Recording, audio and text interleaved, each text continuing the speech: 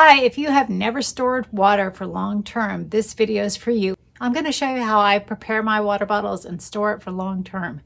I did these ones about 2.5 years ago. I just did this one today and I'm going to show you step by step how I did it. So let's get to it. The first thing you need to do is get a BPA-free container. These food storage grade water containers are made out of polyethylene. It's a high density plastic called polyethylene plastic.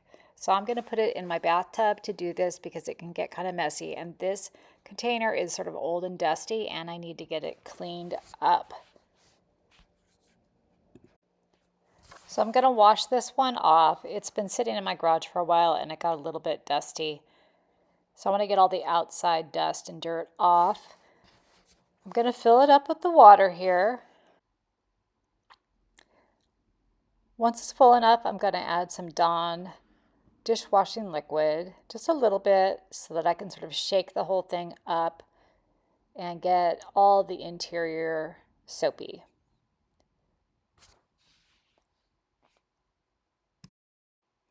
I'm using warm water and I'm probably filling it up about a quarter of the way, not too much, maybe less than a quarter, maybe only an eighth. I've got to get the cap on really tight because I'm going to give it a good shake.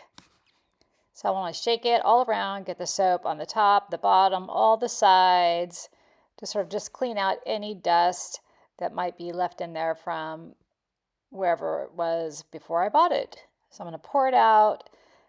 Then I'm going to fill it up again with water several times.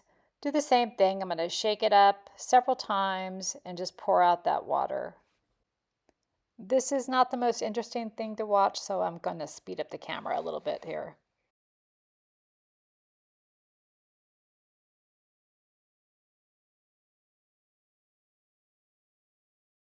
If you like content like this, give me a thumbs up. Please hit subscribe. Now I'm going to add about a teaspoon of bleach with some water. Not too much, just a little bit, and I'm going to shake it around again, roll it around all the sides so that we can make sure that everything is disinfected.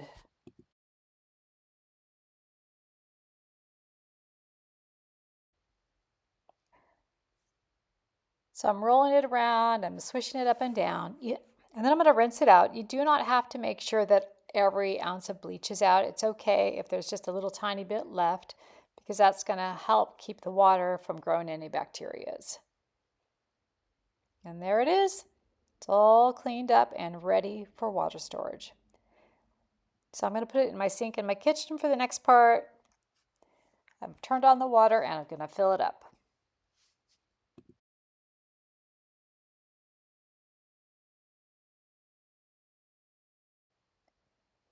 So in my last batch of water storage, I added this ion container of drops. It came with my storage containers and it's supposed to extend the amount of time that you can put between changing out the water. This time I've decided I'm not going to use it because I've heard it actually is not necessary. And I don't want to waste my money on some expensive drops if they're really not necessary. So I'm going to rinse off my cap really well, put it on nice and tight, and then I'm going to move this container up to the countertop so that I can dry it really well, get all the excess water off.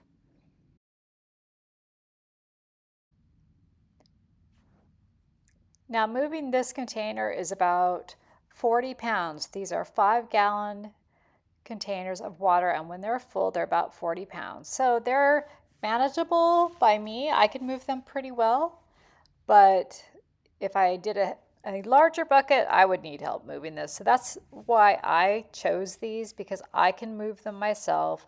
I can put them wherever I want. They're a little heavy, but I can deal with it. So once I get this all dried off, it's going to be labeled. And this one I'm going to label with the date. And I'm going to write that I did not add drops to this one so that down the road when I come back to test this one, I will know whether or not it was a good idea to put those drops in or not.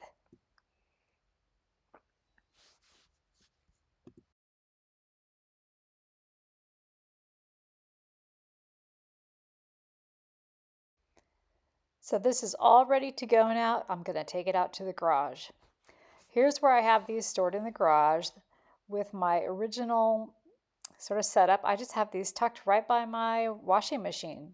So I don't have a basement, so I have to put these wherever I can find space in my garage or my house or a closet or wherever I have space.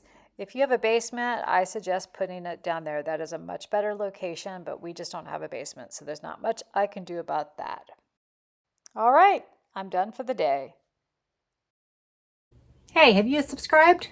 You should do it right now. In my next video, I'm going to test one of my older bottles of water here and see if it's good for drinking and if I did it properly, because this was my first batch of water that I stored for long term. So it's from June of 22, so it's about 2.5 years old, and I'm going to test it and see if the water is still good for drinking. All right, so check out that video up here. Thanks. I'll see you next time.